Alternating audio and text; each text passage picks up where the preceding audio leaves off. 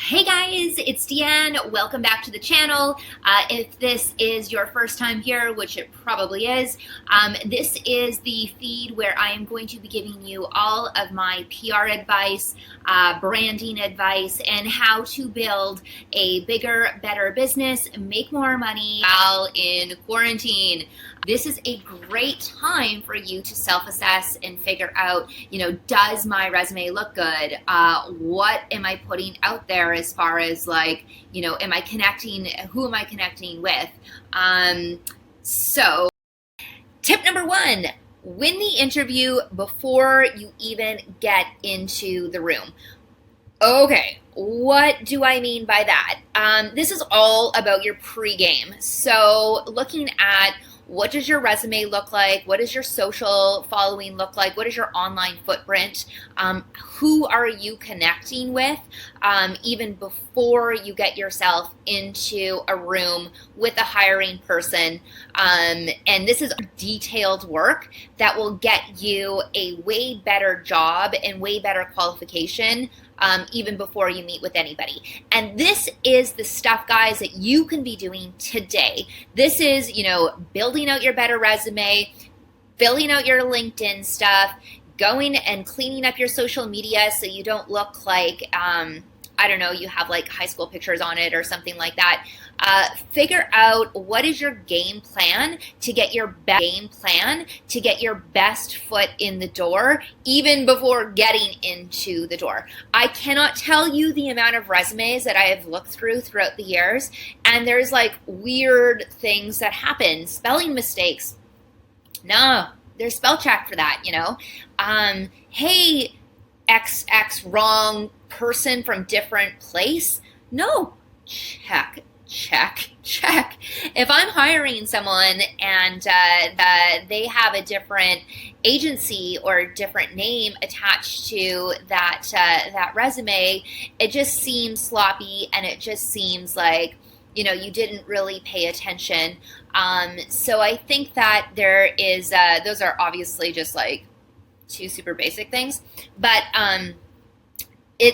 they're important, and they're very important there. Okay, so how do you identify with who is a good prospective employer? I would say look on their look on their Instagrams and figure out who is their staff and what does that culture look like. In my experience, not every culture is a good fit for everybody. There's people that are way more, together, like they like to dress a certain way, they have a vibe. If you can match yourself to that type of group, you're gonna have a better chance of getting a job and fitting in. If you are not naturally a suit and tie person, then going into a suit and tie job is probably gonna be hard for you, and it's not going to be the easiest. So trying to identify prospective employers that you have a natural fit with is very, very important. The other thing that you can do right now while you're sitting at home is to look at your resume and how it's structured. There's lots of programs and there's lots of things that you can do to make your resume look better. And while I think that it's not necessarily the end-all be-all, because a resume is just a tool to get you sort of into the door, things that that you shouldn't do is copy and paste other people's resumes and have those perspective skills in your resume when you clearly, obviously, do not have the skill set to back it up.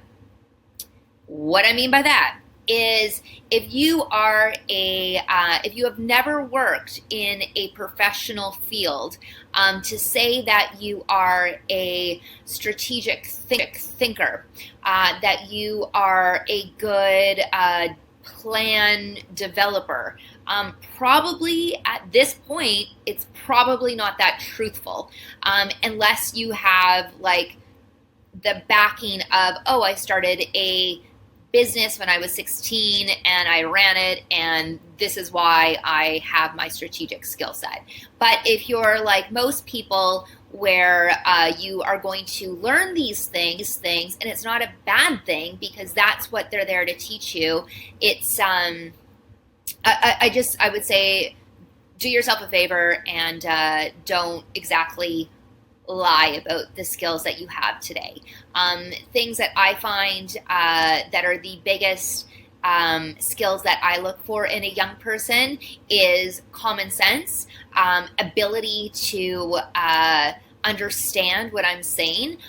Somebody that is a go-getter, someone that is keen, someone that actually wants to do this. And there's a lot of people that say they want to do it, and then when push comes to shove, they're like, oh, but like, I don't think I should be picking up boxes, or I don't think I should be, helping out with cleanup during the office or something like that.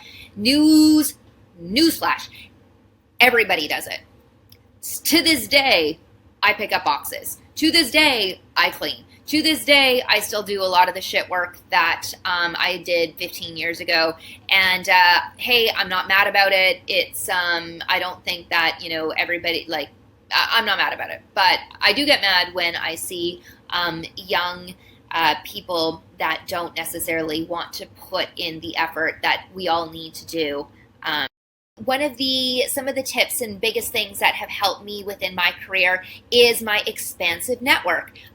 When I first moved into the city, I didn't know a soul, and what I decided to do was that I put myself on committees and not-for-profit things, and I try to connect with as many people as possible. So for me, having that sort of charitable aspect to my career has served me, because the thing that happens is that you're meeting like-minded individuals, and these people will help you down the course of your career. This is almost, think of this as a networking / skill set / development, where you get on these committees, you go into a smaller role, and then you work with a core of people, and you get to learn from them, and you get to develop your skill set. And you would be shocked to know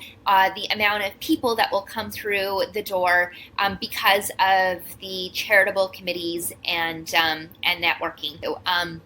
They could be anything from sports leagues, getting onto sort of a coordinator position to do sport league things.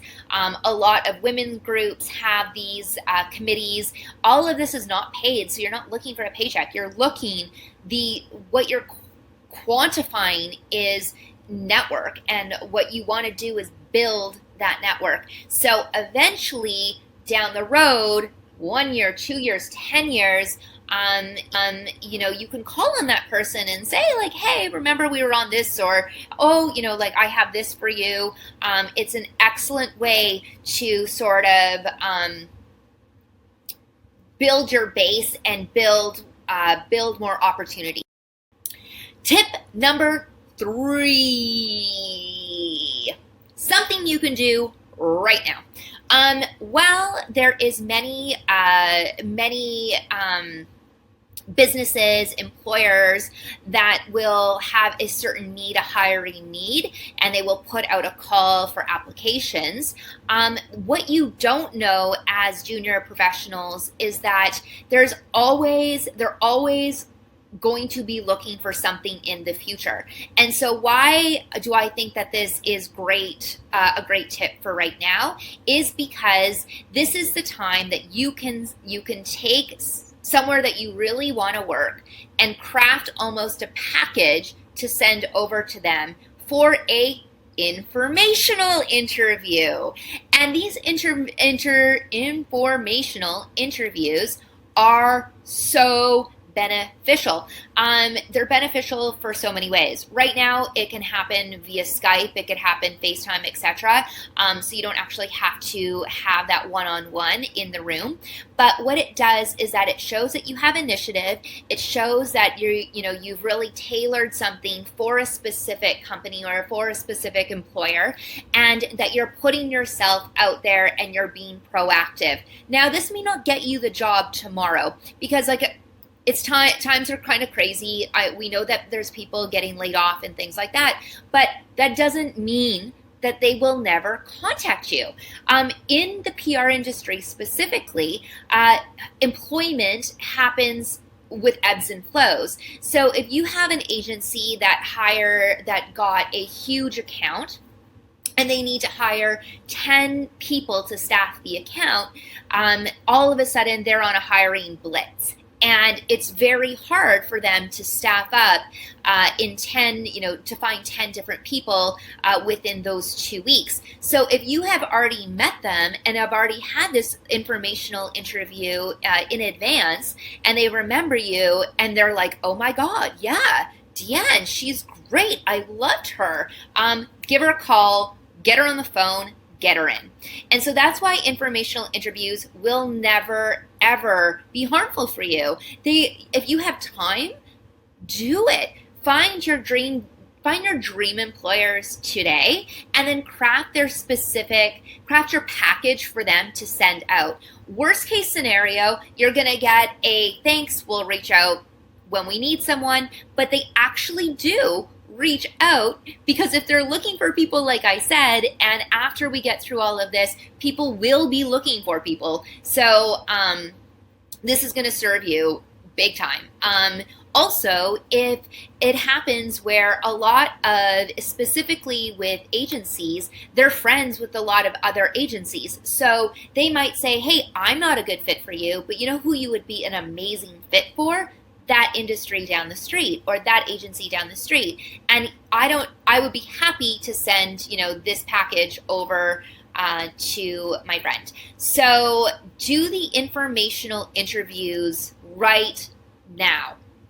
Do it. It is so, so critical. I am actually going to put out a separate YouTube on everything that you need to know about the informational interviews, because I think it is that important today.